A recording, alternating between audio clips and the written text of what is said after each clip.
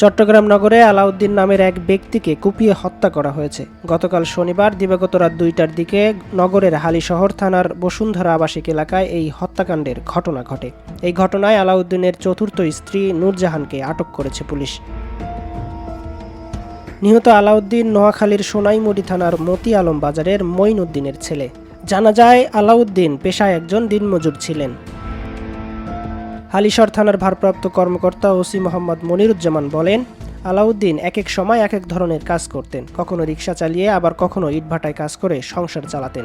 আটক নূরজাহান নিহত আলাউদ্দিনের চতুর্থ স্ত্রী।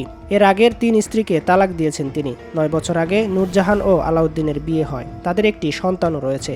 ১.৫ মাস আগে স্ত্রী নূরজাহানকে না জানিয়ে পঞ্চম বিয়ে করেন আলাউদ্দিন। সেই স্ত্রীকে গ্রামের বাড়িতে রাখেন। সম্প্রতি বিষয়টি জানতে পারেন নূরজাহান, আর এই ক্ষোভ থেকে দা দিয়ে কুপিয়ে স্বামীকে খুন করার কথা প্রাথমিক জিজ্ঞাসাবাদে স্বীকার করেছেন তিনি।